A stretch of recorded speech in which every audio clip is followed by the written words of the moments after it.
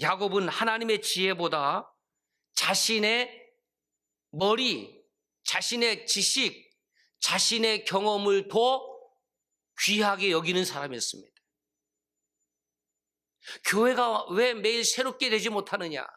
하나님의 말씀이 그렇게 많이 선포됨에도 불구하고, 그렇게 열심히 찬양하고 기도함에도 불구하고 왜 우리는 날마다 새로워지지 못할까? 내 지식과 경험이 그것을 가로막고 있기 때문에 그렇습니다. 왜 하나님의 말씀이 선포되는데 그 말씀이 나에게 강력하게 부딪혀서 나를 깨뜨려 새롭게 하지 못할까?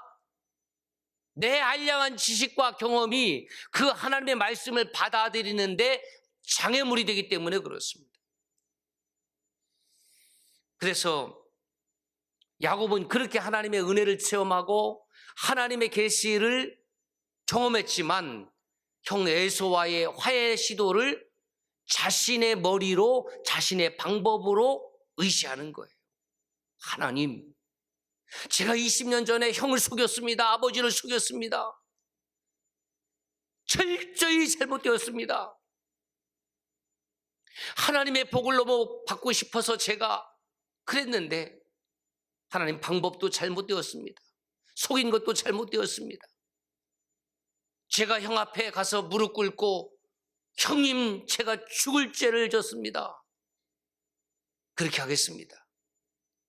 하나님, 저와 함께 하신 하나님께서 저를 지키시고 보호해 주시고 우리 형님의 마음을 너그럽게 하여 주옵소서.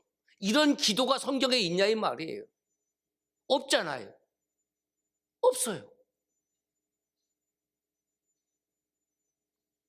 첫 번째 방법, 형의 정서적 환심을 사는 작전. 히브리어 써 있는데 저게 아도나이라고 읽어요. 아도나이. 여러분, 아도나이라는 이 호칭은 오직 야훼 하나님께 쓰는 거예요. 그래서 구약 성경이 기록된 히브리어에 야훼라는 단어가 나오면 그 야훼로 읽지 아니하고 아도나이로 읽은 거예요. 이것은 마치 성도님들께서 아버지의 이름을 누가 물을 때에 장, 인자, 순자를 쓰십니다. 이렇게 높여서 이야기를 하는 것. 그리고 아버지의 이름을 부르지 아니하고 아버지, 어머니의 이름을 부르지 아니하고 어머니라고 부른 것과 동일한 선상에 있는 겁니다. 야훼라고 부르지 못했어요. 아도나이, 주님 이렇게 불렀단 말이죠. 그래서 이 아도나이라는 호칭을 형님한테 쓰잖아요. 형님이 나의 주인님이십니다. 그럼 나는 종이라는 뜻이지요. 그러면 형의 마음이 좀 누그러뜨려질 것 같아서 두 번째 방법은 재물 환심 작전. 많은 가축을 선물로 보내면 돈 앞에 안 무너질 사람 있나? 다 무너지지.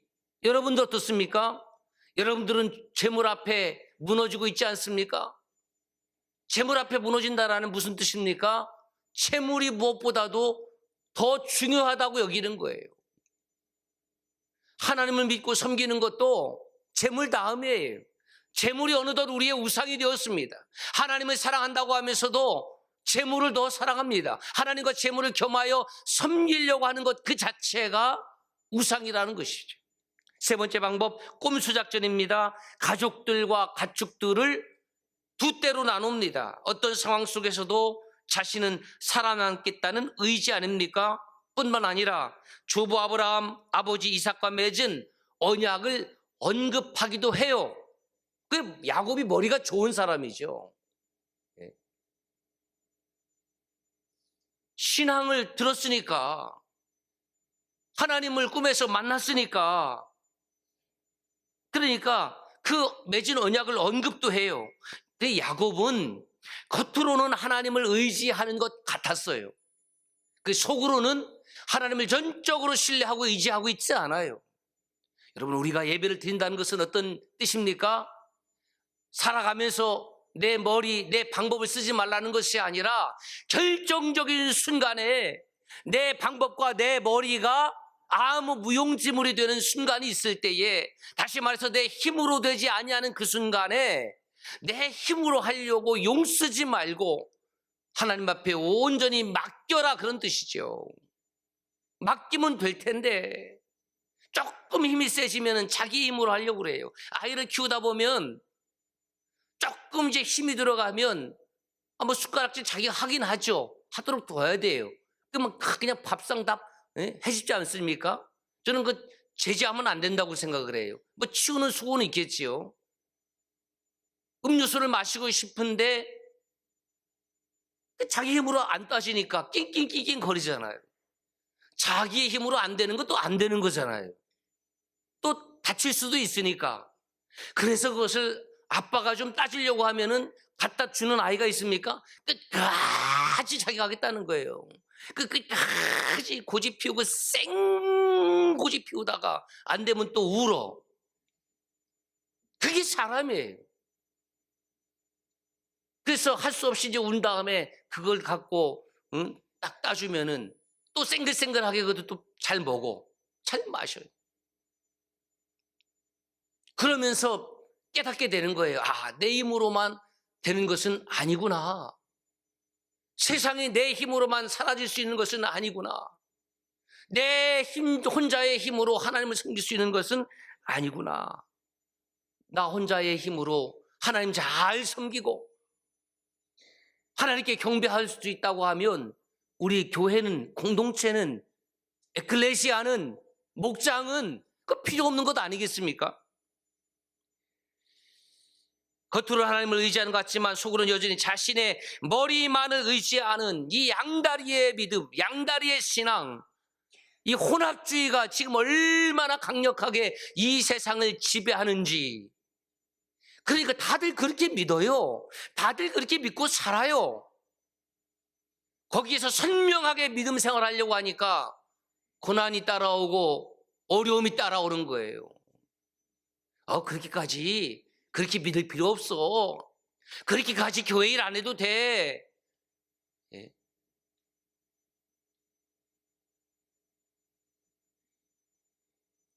야곱은 밤에 일어나 먼저 보낸 가축대를 이어서 두 아내와 두 여종 11아들과 딸을 야복강을 건너게 합니다. 야복강은 요단강의 지류인데 이게 이제 간헐천이라고 그러는데 이것을 전문용어로 와디라고 그래요. 그 야복강을 오늘날 표현하면 와디 젤카라고 그래요. 사진이 준비됐죠? 즉 간헐천이에요. 우리가 강 그러니까 우리 한강 같은 걸 본 우리나라, 저게 무슨 강이야, 내천이지, 우리 무심천 하는 거 똑같아요. 근데 강이라고 불러요, 그분들은. 24절 보세요. 야곱은 홀로 남았습니다. 야곱이 왜 혼자가 되었습니까? 다른 사람들이 다 나를 버리고 간 것이 아니라, 그래서 혼자 남았다고 하면 얼마나 억울하고 얼마나 외롭고, 그렇죠. 그런데 야곱이 왜 홀로 남았냐면 먼저 가라. 이래 혼자 남았어요. 왜? 결정적인 순간에 앞에 아내도 죽고 아들도 죽고 가축대도 다 뺏기고 그래도 나만은 살아남겠다. 여러분, 이런 야곱, 우리 남성들이요, 어떻게 생각합니까? 야, 나의 모습이다.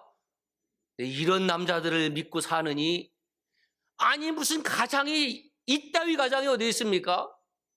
예? 여보, 당신 여기 있어. 아이들도 여기 있어. 뭐 가축대는 보냈다고 치자고요. 내가 형님 앞에 가서 무릎 꿇고 속구대제를 하는 한이 있더라도, 내가 죽는 한이 있더라도 당신들은 내가 지켜줄게. 뭐 이래야 가장 아닙니까? 예? 우리 여성들 표정이 왜 이래요? 내 옆에 있는 사람은 나를 먼저 보낼 사람으로 보여요? 지켜야 될 거 아니에요. 예. 남성과 여성은요, 죽는 자리가 다른 거예요. 물론 뭐 여자 군인도 있긴 했지만은, 남자들은 가정을 지키기 위하여 나가서 이 외적과 싸우다가 활에 맞고 칼에 맞아서 죽는 자리가 있는 거고요. 예. 이러면 또 꼰대인가? 아내는 그 쳐들어온 외적에 우리 새끼들 칼 맞을까봐 새끼들 그냥 가슴속에 부여안고 응? 치맛자라고 그러면 덮으면서 안 돼! 그러다가 등에 칼 맞고 죽는 것이 엄마의 자리 아닙니까? 비유로 하자면 그렇다 이거예요. 비유로 하자면. 치사하게 지 혼자 남았어요. 아, 뭐 이런 사람하고 하나님 함께 하십니까? 예. 뭐 이런 사람이 믿음의 조상이 됩니까? 여러분 그런 생각 안 하세요? 아주 잔머리의 대가예요, 대가. 생명이 경각에 달린 그 결정적인 순간에 자기 목숨만 생명인가? 내 아내는 남인가요? 아들들은 남인가요? 자기 혼자 살겠다고 얼마나 이기적입니까? 그렇다고 그 밤이 평안할 있겠습니까? 사람이라고 하면 아이고 아내들은 어떻게 됐을까? 자식들은 어떻게 됐을까? 뭐 그 걱정하지 않겠습니까? 얼마나 불안했을까요? 잠이 올 리가 있겠습니까? 그런데 어떤 사람이 와서 시비를 겁니다. 결국 그 시비가 어떤 내용인지 모르지만 싸움이 시작되는 거예요. 싸움. 성경에 씨름으로 번역된 히브리어가 아바크인데 이 아바크의 원래 원어의 의미는 먼지라는 뜻입니다. 그래서 먼지를 다 뒤집었을 정도로 그렇게 싸운다 이런 뜻이에요. 아바크는 싸우는데 아주 그냥 흙투성이가 될 정도로 싸우는 거예요. 그래서 이 야복이라는 이름도 야복이라는 의미도 싸운다라는 의미가 있어요. 야복강은. 아마 야곱이 그곳에서 싸운 이후에 지어졌기 때문에 그 이름을 야복강이라고 이렇게 후대에 붙였을 것으로 추정이 됩니다. 자, 밤새도록 싸웠어요. 그 싸움의 결과가 25절 있습니다. 26절 시작.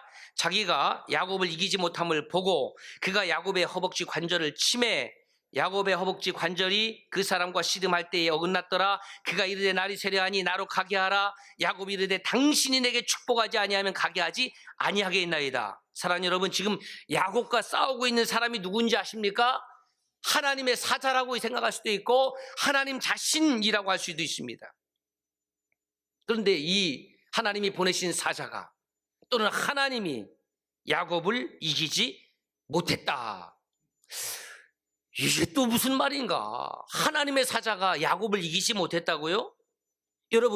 여러분은 하나님과 싸워서 이길 수 있습니까? 하나님과 싸워서 이길 수 있는 사람은 하나님 예배하지 않습니다. 하나님 찾지 않아요. 우리가 예배자로 섰다라는 말은 하나님과 상대하여 싸울 수 있는 사람이 아니라 안 됩니다. 모든 능력과 존귀는 하나님 것입니다. 저는 하나님을 상대로 싸울 사람이 아니라 저는 하나님의 능력과 은혜를 입어야 되는 사람입니다. 지금 그런 우리의 모습 아닙니까? 그런데 하나님과 싸웠는데 하나님이 이기지 못했다? 아니 하나님의 사자가 이기지 못했다? 그럴 수 없잖아요. 우리가 하나님과 싸워서 이길 수 있는 방법은 없습니다. 그런데 이 하나님 말씀을 보니까 자기가 야곱을 이기지 못함을 보고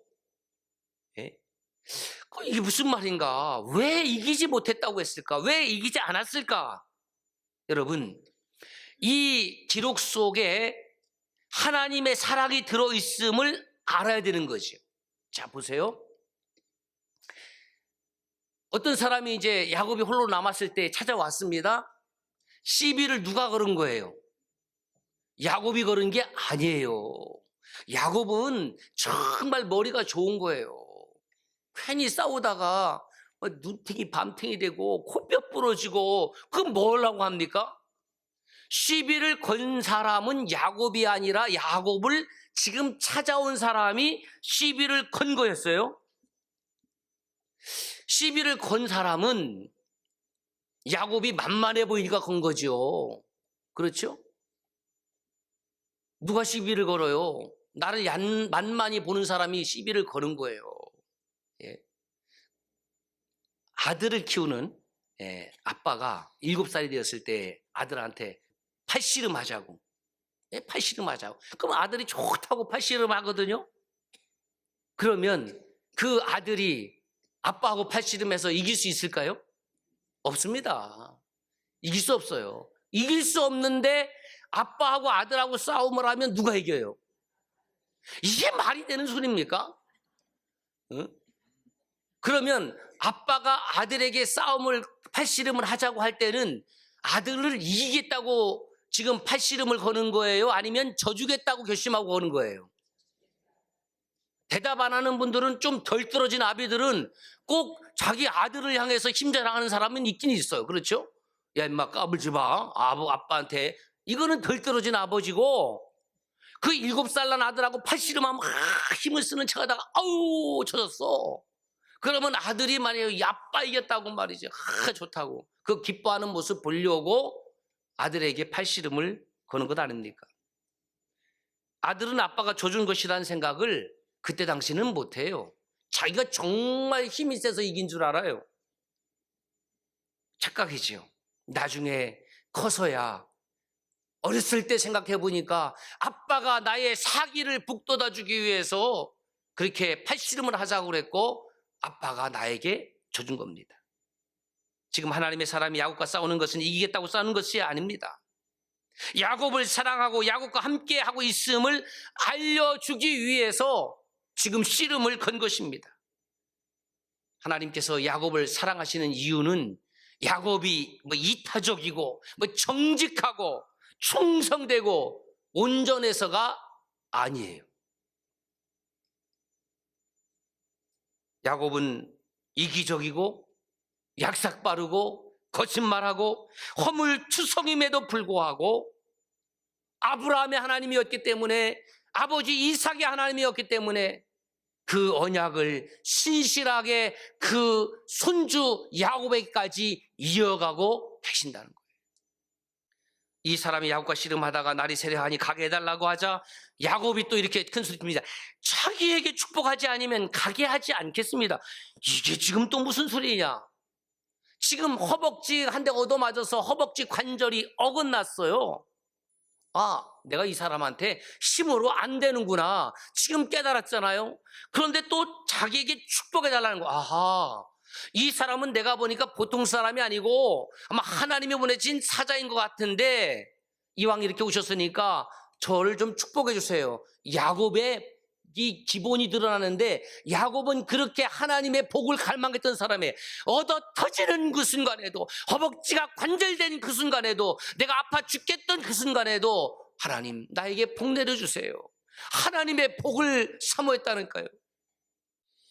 야곱이 왜 이렇게 말했을까요? 야곱은 눈치 백단의 사람입니다. 자신과 지금 싸움하고 있는 상대가 보통 사람이 아니라 적어도 하나님의 천사라고 생각을 하는 것이죠. 야곱은 원래 하나님의 복을 받기 위해서 아버지와 형을 속인 그런 사람 아닙니까? 그러니 야곱에 있어서 절대적인 것은 나는 안 되겠다 또 깨달은 거예요. 그 사람이 묻습니다. 내 이름이 무엇이냐? 야곱입니다. 저 원래 속이는 사람이에요. 저 원래 사기꾼이에요. 예? 이 사람이 몰라서 묻는 것은 아니죠.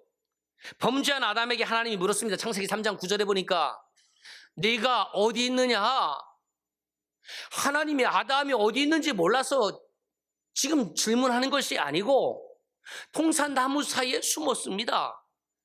그거 몰라서 묻는 질문이 아니라 너의 지금 영적인 GPS가 어디 있느냐? 네가 지금 영적인 어느 상태에 있느냐? 오늘 예배를 드리는 저와 여러분들의 영적인 GPS가 지금 어디에 있느냐? 어느 자리에 있느냐? 내 이름이 무엇이냐? 야곱, 너의 정체성이 무엇인지를 다시 한번 직시하게 만드는 질문 아닙니까? 제가 야곱입니다. 28절을 보세요. 이렇게 되어 있어요. 시작.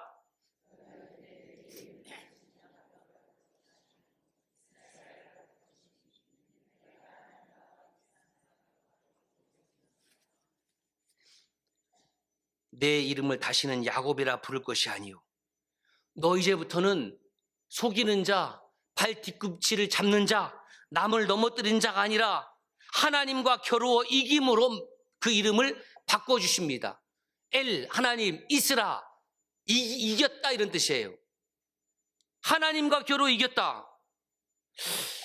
그런데 지금까지 평생 신앙생활 하신 여러분, 자, 야곱의 이름을 이스라엘, 하나님과 겨루어 이겼다 그랬는데 이것도 말이 됩니까? 그 이름은 여러분 이해가 되세요?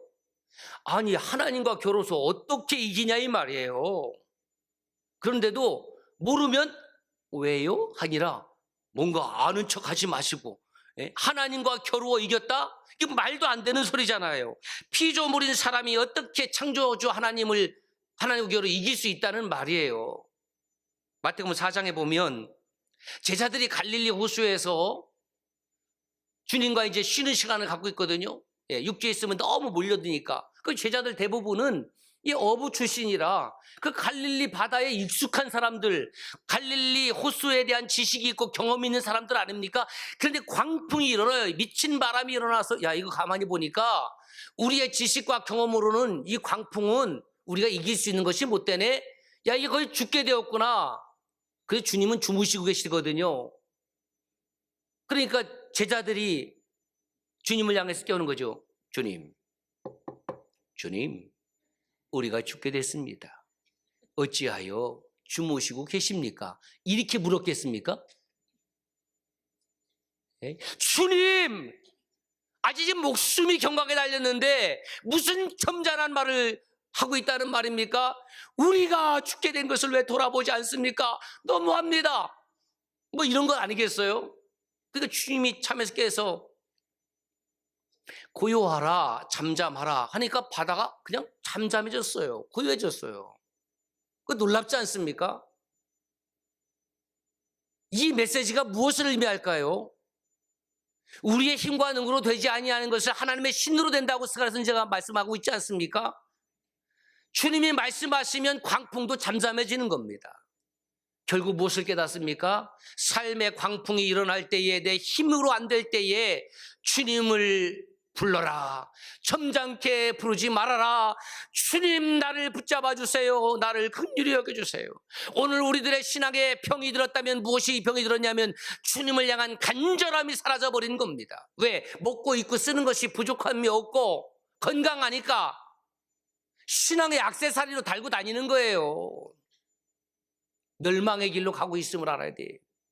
여러분, 우리 가운데에 어느 사람 하나도 문제가 없는 것이 복이 아니라 저와 여러분 삶 가운데에 문제가 있는 것이 복인 줄로 믿습니다.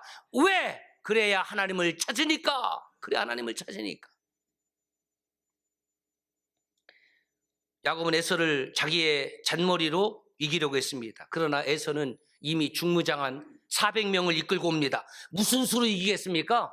400명을 이끌고 오는데 중무장한 군인 400명은 거의 1개 대대병력 정도 되거든요. 어떻게 이깁니까? 이길 수 없습니다. 하나님 의지하면 이긴다는 거예요. 우리에게 있는 힘들고 어려운 상황 하나님께 부르셔 기도하고 의지하면 이길 수 있습니다. 할렐루야. 그것이 살아있는 교회죠. 죽은 교회는 무너지는 겁니다. 야곱과 싸우고 있는 사람은 하나님의 현현이었습니다. 그래서 야곱이 집요하게 묻지요. 당신의 이름 알려주세요. 하나님께서 대답합니다. 어찌하여 내 이름을 묻느냐. 그리고 거기서 야곱을 축복합니다. 그래서 그 약복강 나루토를 분이엘, 엘 하면 하나님, 분이하면은 얼굴, 하나님의 얼굴이라고 이름을 불렀습니다. 야곱은 하나님과의 길고 긴 밤의 그 사투를 통해서 자신이 아바크, 먼지 같은 존재임을 다시 한번 또 깨달았습니다. 31절 볼까요? 시작. 그가 분이엘을 지날 때에 해가 돋았고 그의 허벅다리로 말미암아 철었더라. 야복강의 날이 밝았습니다. 먼지 뒤집어 쓰고 야곱은 만신창이가 되었습니다. 허벅지 관절도 어긋났습니다. 얼마나 쩔뚝쩔뚝하면서 그 아침을 맞이했을까요? 물론 후일에 하나님께서 어느 순간인가 그 어긋난 관절도 회복시켜 주셨겠지요. 야곱은, 아니 이스라엘은 그 야복강 나루토에서 완전히 새로운 사람으로 바뀌었습니다. 이름이 바뀌었습니다. 그의 인생이 전환되었습니다. 그러므로 그 야복강의 아침은 야곱이 산 날 가운데에 가장 행복한 아침이 아니었겠는가? 저와 여러분의 다른 이름은 이스라엘입니다. 하나님께서 이기게 하십니다. 하나님을 의지하면 승리합니다. 기도하겠습니다.